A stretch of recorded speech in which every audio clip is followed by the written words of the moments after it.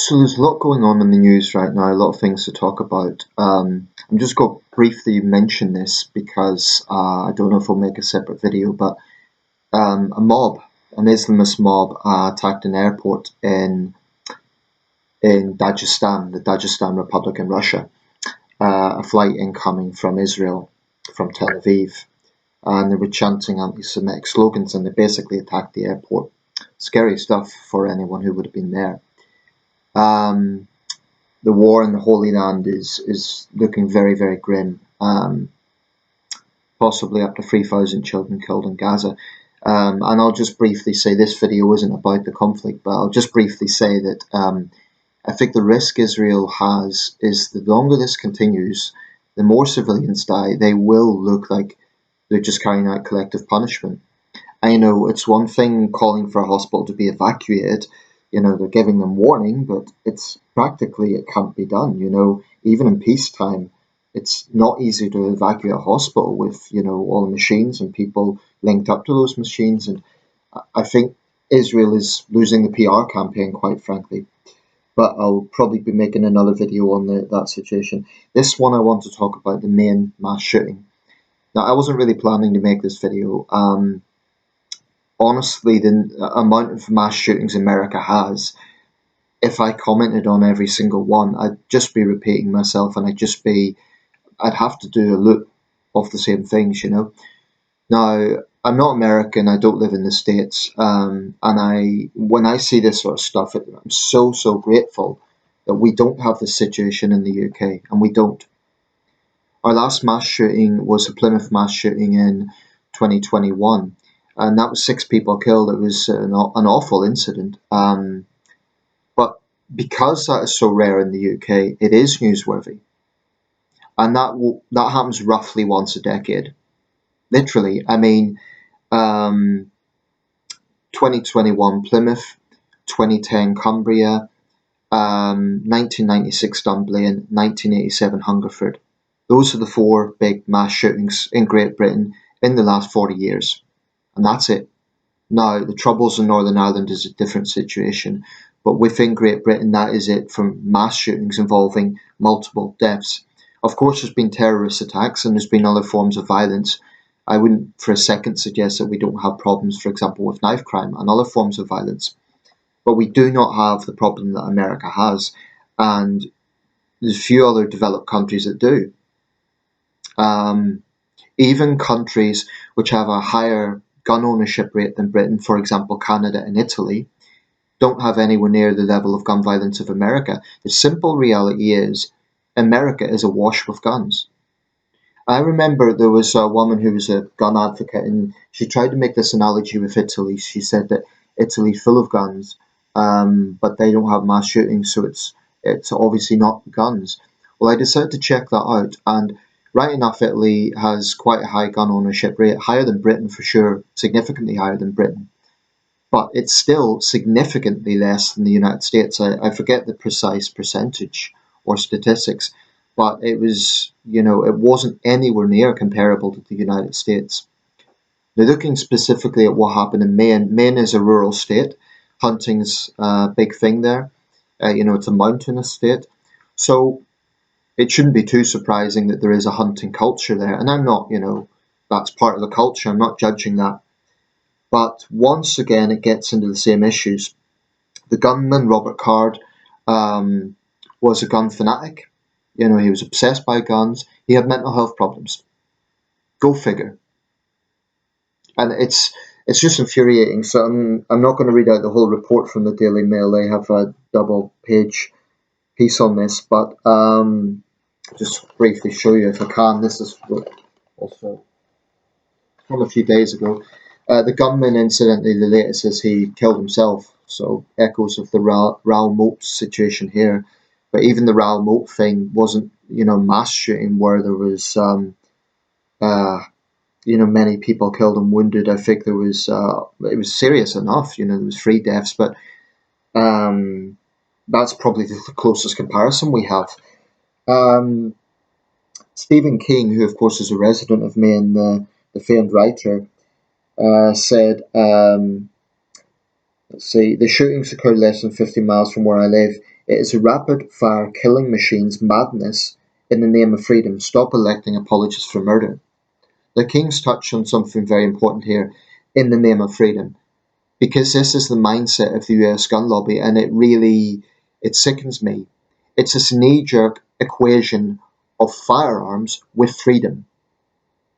It's it's sick because they will say, well, there's lots of unarmed citizens around the world who are fighting off tyrannical governments. They would point to a country like Iran or China or other authoritarian states, awful regimes. And they say, oh, if they only they had guns, it would be a problem.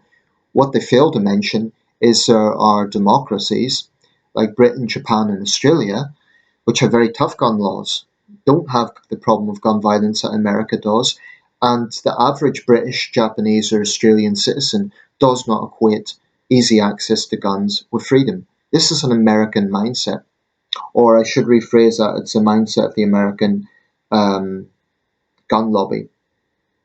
I mean, we have to be careful not to generalize all Americans because every time these atrocities occur, there is a significant portion of the American population know there is a problem, and they know that guns are central to that problem. Because all the deflections that are made, when they say, well, the problem's mental illness, well, you have that problem all over the world. Do you not think that there are former soldiers in Britain who suffer PTSD?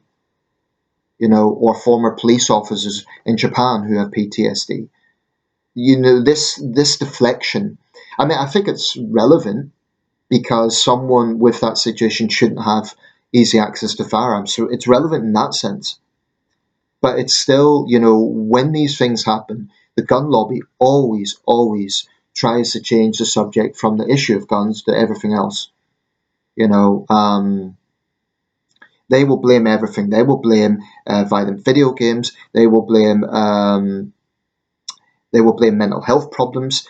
They will blame political issues. They will blame everything but guns, in easy access to guns, because it's a business. The NRA is a business. And the Republicans, the vast majority of them, are in the pockets of the NRA. They're puppets of the NRA. And in my opinion, they're moral cards because they're not doing anything about this problem. Now, President Biden has his hands tied because, presidential powers are limited. He can only work with the situation in Congress. Um, but, gun regulation works in the United States because in the 1990s, when the Clinton administration passed gun regulation, there was Columbine, yes.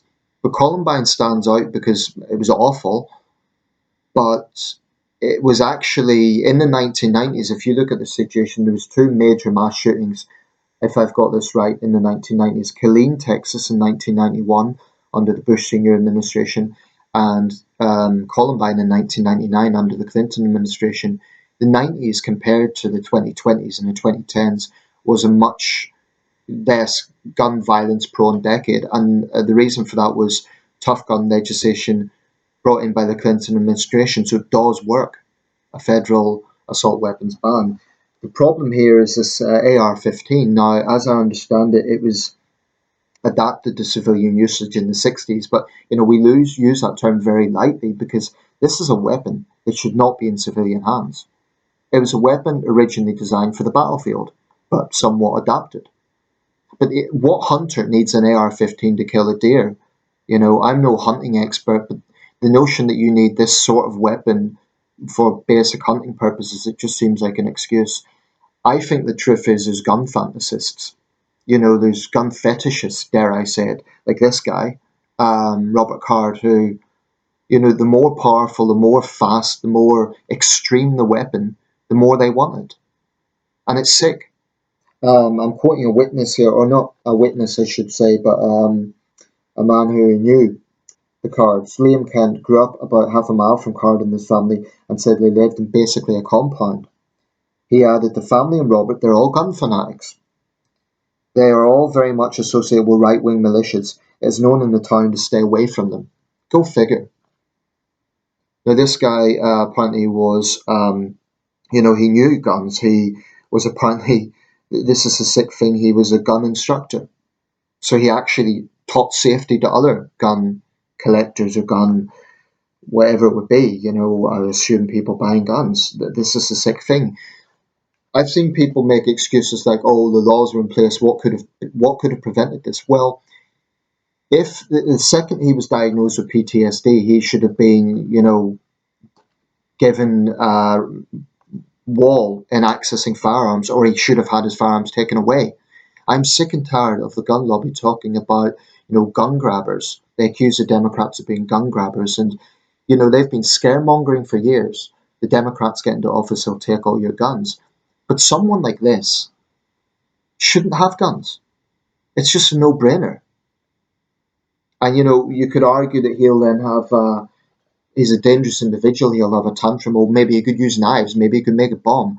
But the damage that you can do with a gun over a short period of time is much, much worse than a knife. I'm not saying that, in Britain we have a problem with knife violence, but it's not, it doesn't cause these mass casualty situations in the same way. You get individual murders, but it's not mass casualty attacks in this way. It just isn't. Now, it's certainly the worst in Maine's history, and, Maine's a relatively safe state, it has to be said. Apparently, this mass shooting, 18 dead, equates to about half of the state's annual homicide rate. So, it's a relatively safe state, but it just goes to show nowhere in America is safe from this problem. In the end of the day, people can get into semantics, they can argue back and forth about regulation, they can get into all of this, but I think it actually comes down to one particular thing. It's this sickness, it's this delusion that easy access to firearms equates to freedom, that the only way you can be a free citizen in the United States is by having a gun. Now, what I would say to those people is, frankly, they seem to have a siege mentality. Now, Maine is actually a safe state. So the idea that you need to be, I mean, I've no doubt this guy, had a siege mentality. If he didn't shoot up, if he didn't kill 18 people around those towns of Lewiston and Lisbon, I wouldn't at all be surprised if he would have wanted to go to the capital on January the 6th. These right-wing militias are domestic terrorists, and they should be treated as such. Any one of them is a Timothy McVeigh in the making, and it's chilling. These fanatics who have easy access to firearms because it's a freedom, and they end up butchering innocent civilians. They are domestic terrorists. But I guarantee you, on any other day, the gun lobby would be saying this is a good guy with a gun. But now that he is a mass shooter, oh no, he's a criminal. He was mad. It's all the excuses. It's disgusting that the situation just. I mean, I think the American rights, the American gun lobby basically said when you had children gunned down at Uvalde last year, that is the point where they basically said anything goes.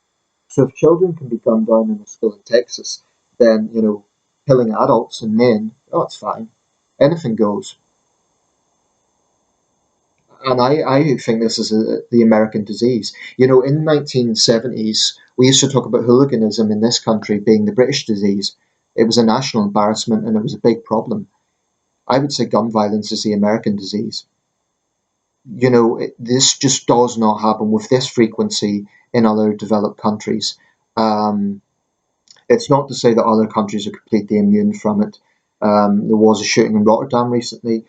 Canada, a couple of years ago, there was the mass shooting in Nova Scotia, but not with this frequency. Not with this frequency. America has a problem, and they can blame mental health problems, they can blame criminality, they can blame all sorts of things. But at the end of the day, like I said, any other day, this guy Robert Card would have been seen as a good guy with a gun. That's the mentality, and it's sickness. Basically, the red flag laws need to be enforced much more. And I think that when you have someone who clearly has a history of mental health problems, they should have the guns taken away because they're taking time bombs. And this mentality of, oh well, what about the Second Amendment rights? Well, what about the rights of people to stay alive? What about the rights of people not to be maimed for life because some fanatic has shot them? What about their rights? This is the sickness. I mean, the gun lobby always talks about rights, rights, rights, rights. What about the rights of innocent victims of gun violence? What about their rights? That's what pisses me off. And I can say this now. My niece and nephew were recently involved in not a mass shooting, but uh, not far off. Basically, they were in Georgia. They're back in the UK now, but a guy brought out a gun, and it could have been an active shooter situation. Thankfully, it didn't escalate. It didn't turn into that. But in America, you never know. You just never know. In states where you have open carry laws, how the hell are you supposed to know? Oh, well, that's a good guy or a good girl with a gun versus a potential mass shooter. I just think it is sick that in some states you can carry a loaded firearm into a cinema, but you cannot bring, confectionery from outside. It's insanity, utter insanity. It's this equation of access to firearms of freedom. A, a well regulated militia, a well regulated militia. Not anyone can have any weapon they want. I honestly think, given half a chance, the gun lobby would basically say any citizen can have any weapon they want because, hey, it's freedom. It's their Second Amendment rights. It's sick. And, I'm not directly affected by this, but I just think it's a never ending nightmare, and goes, it just never ends. It never ends. And when they say, oh, but what more could have been done? Yeah, a lot more could be done. The authorities could have taken away his firearms. And yes, there may have been a siege situation, but at least there wouldn't be 18 civilians dead. Someone with his problems should not have been allowed firearms. The authorities should have moved in and taken them away. Why could that not happen? Because the gun lobby will say, oh, his rights were being infringed. So you have a situation where, they'll say criminals can get guns anyway, but they want to make it easier for criminals to get guns. This is a sick thing. And I know I'm an outsider, and it's the mindset of the American gun lobby. I don't think, because the knee jerk thing is always freedom, freedom, freedom, guns equals freedom, and they can't get beyond that mindset. They can't get beyond that mindset. They don't care how many people die, as long as the precious Second Amendment's defended. It's sick.